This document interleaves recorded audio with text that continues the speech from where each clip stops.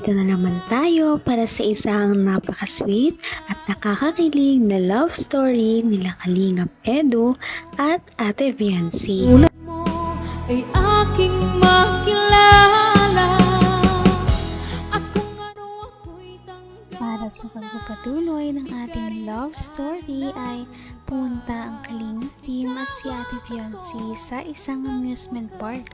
Sobrang tagal talaga ng kanilang biyahe. Inabot pa sila ng 10 hours at natulog pa nga sila doon dahil kinagabihan na nga sila nakarating. At kinaumagahan, ayun na, pumunta na sila sa amusement park. Sobrang nag-i-enjoy din talaga ang Kalingap team na makikita ninyo sa ating nakaraang video. Ngayon ay ang pagpapatuloy ng kanilang adventure dito sa amusement park. Sobrang nakakakilig ang mga matutunghayan niya dito dahil magkakaroon sila ng mas maraming interaction at mas lalo silang magkakaroon ng bonding.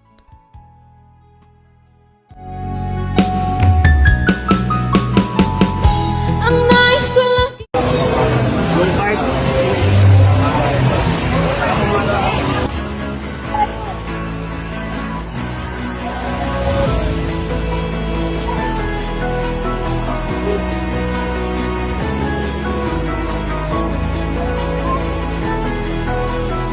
Wala tayo sa kabayo lang.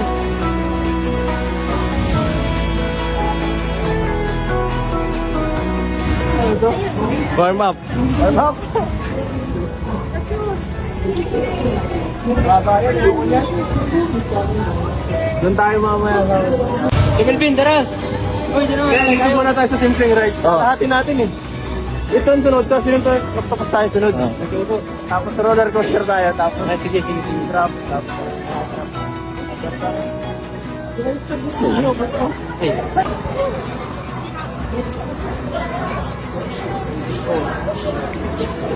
anong problema? Sana sana di ako mapahiya sa mga gusto kong gawin. Childhood. Memory pa lang ito. Pangarap ko lang ito dati. Pangarap lang dati. Ayun, matutupad na. Kasi dati, nung dito ako tumitira. Isang taon ako dito, pero hindi pa man lang ako nakatry kahit isang beses. Pero kung ano ako'y tanggap mo na, hindi ka rin nag-alala. Para daw sa warm-up na kanilang sasakyan ay sasakay muna sila sa isang carousel dahil ito ay hindi man na masyado nakakatakot. Mamaya na daw sila sasakay sa ibang mga extreme na rides, kaya enjoyin ninyo kung ano ang mga mangyayari dito. taon ako dito, pero hindi pa man lang ako nakatry kahit isang beses. Pero ngayon, natutupad na. Kasama pa kayo, di ba? Lalo ka na. Sobrang saya. Tara. Sumakay tayo sa kabayo. Nung bata ako, gusto ko dito sumakay eh. Okay ka lang? Ikaw magalala, sanay na ako dito sa Baguio. Yan.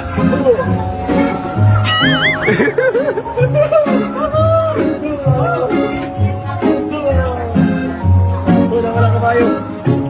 Hoy, dito. Okay.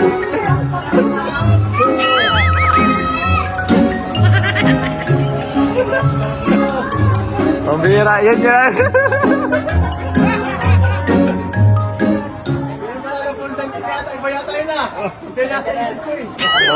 You ever wonder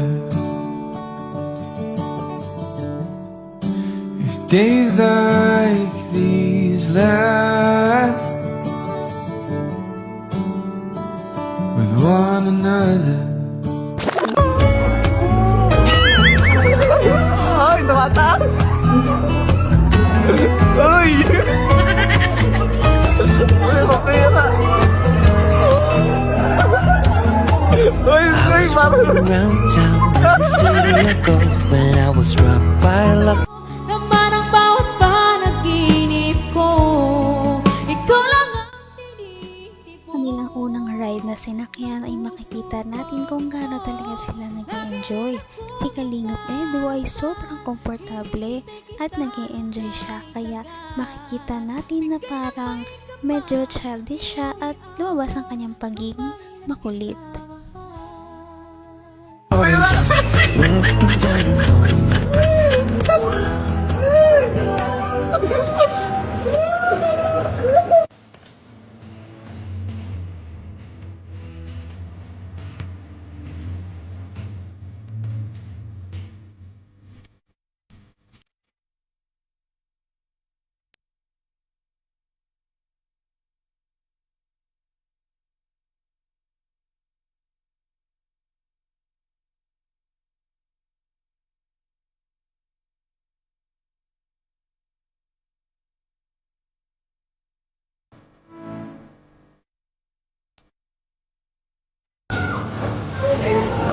Paano na ako?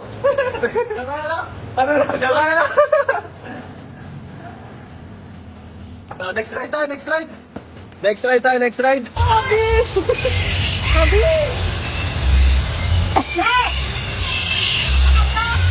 Pinanap mo.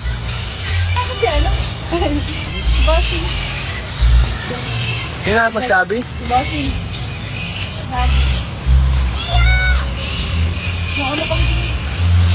Saan kayo masakay? Nagawa na ako. Pinaguan ka? Bakit ka ba lumusot dito? Saan mo hanapin dito? Hanggang wakas ay tayo ng dalawa. Palagi kang naman ang isip. Upang ma-document naman ang kanilang mga memories sa araw na yun, syempre, nandyan si Ate Fiancé dahil kaliwat kanan ay todo picture siya dahil minsan na lamang ito maranasan ng kasama si Kalingap Edu. Kaya naman mas better na i-capture nila ang mga memories sa pamamagitan ng picture.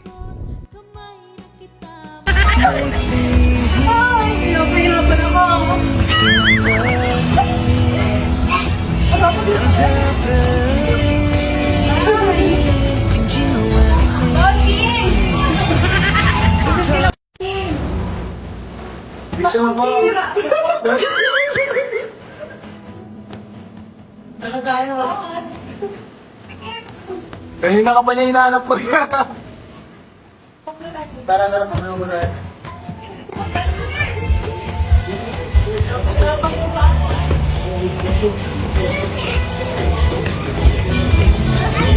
Dito tayo, sa logo.